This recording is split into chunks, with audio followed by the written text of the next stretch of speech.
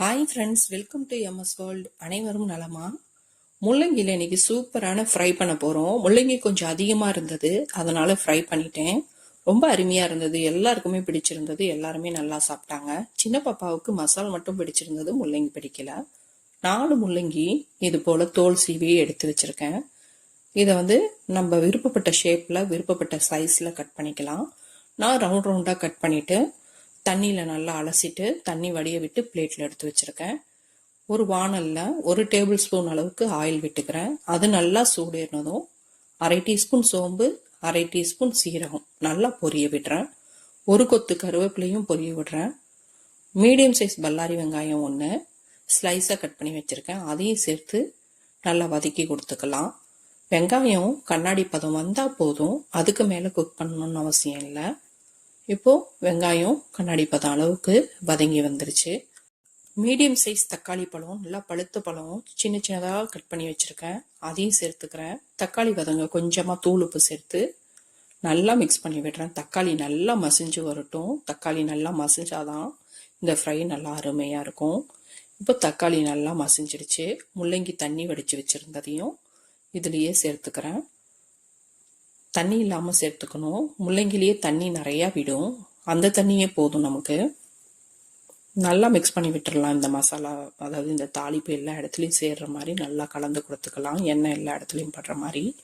இந்த முள்ளங்கிக்கு தேவையான அளவு தூள் உப்பு சேர்த்துக்கிறேன், அதையும் எல்லா பக்கமும் கலந்து கொடுத்துக்கிறேன்.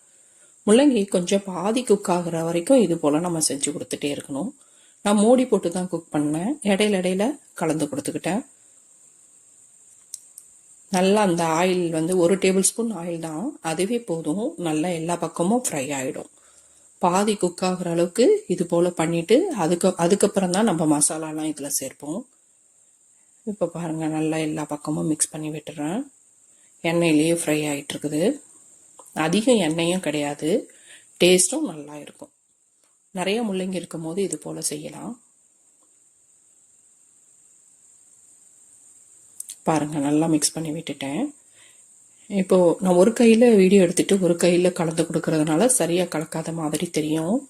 நான் வீடியோ எடுக்கிறத ஸ்டாப் பண்ணிவிட்டு அதுக்கப்புறம் தான் நல்லா கலந்து கொடுத்துக்கிட்டேன்.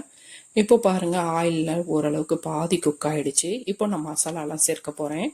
மிளகாத்தூள், மல்லித்தூள், பட்டை கிராம்பு ஏலக்காய் பவுடர் பண்ணது, மஞ்சள் தூள். பட்டை கிராம்பு ஏலக்காய் பவுடருக்கு பதில் வேறு ஏதாவது ஃப்ரை மசாலா நீங்கள் சேர்க்க விருப்பப்பட்டால் கூட சேர்த்துக்கலாம். இதோட இப்போ 10 பல்லு பூண்டு தட்டி வச்சுருக்கேன், நல்லா இடிகளில் இடித்து வச்சுருக்கேன், அதையும் இப்போ சேர்த்துக்கணும். சேர்த்துட்டு நல்லா கலந்து கொடுத்துக்கலாம். இந்த பட்டை கிராம்பு ஏலக்காய் பவுடர் பண்ணது, பூண்டு தட்டி போடுறது, இது எல்லாம் முள்ளங்கிக்கு நல்லா ஃப்ளேவர் கொடுக்கும். முள்ளங்கியில் ஒரு ஸ்மெல் வரும், அந்த ஸ்மெல் வராமல் இது மறைச்சிடும். இந்த ஃப்ளேவர் நல்லா தூக்கலாக இருக்கும், அதுக்காக தான் இந்த மாதிரி சேர்க்குறோம். இப்போ மசாலா சேர்த்து நல்லா கொஞ்சம் கலந்து கொடுக்கும் போது லைட்டாக அடி பிடிக்கிற மாதிரி, ரொம்ப ஒரு மாதிரி ட்ரை ஆகிற மாதிரி இருந்துச்சு. அதனால் கொஞ்சமாக தண்ணி தெளிச்சுக்கிட்டேன். இப்போ தெளித்ததோடு சரி, அதுக்கப்புறம் நான் தண்ணி தெளிக்கலை, மூடி வச்சு தான் குக் பண்ணுறேன். லோ ஃபயரில் வச்சு குக் பண்ணோன்னா அந்தளவுக்கு அடி பிடிக்காது. நல்லா இப்போ கலந்து கொடுத்துட்டேன். ஏற்கனவே முள்ளங்கி பாதி குக் ஆகிடுச்சு. இப்போ இந்த மசாலாலாம் பச்சை வாடை போகிற அளவுக்கு வதக்கணும். முள்ளங்கியும் சீக்கிரம் வெந்துடும். இது ஒரு மசாலாலாம் சேர்த்ததுக்கப்புறம் ஒரு 7லேருந்து 10 நிமிஷம் வரைக்கும் திரும்ப குக் பண்ணால் சரியாக இருக்கும். இப்போ பாருங்கள், மசாலா எல்லா இடமும் நல்லா பட்டு இருக்குது. முள்ளங்கியும் நல்லா ஃப்ரை ஆகி வதங்கி வந்திருக்குது. இப்போ நான் கூட இதை தனியாக எடுத்து காமிக்கிறேன் பாருங்கள். அடி பிடிக்கவே இல்லை. வானல்லாம் அந்த மசாலாலாம் ரொம்பவும் ஒட்டவும் இல்லை. அது முள்ளங்கியோடு சேர்த்து எடுக்கும் போதே அந்த மசாலா ஒட்டி இருக்கிறதும் சேர்த்தே வருது. இப்போ வேறு பிளேட்டுக்கு நான் மாற்றிட்டேன்.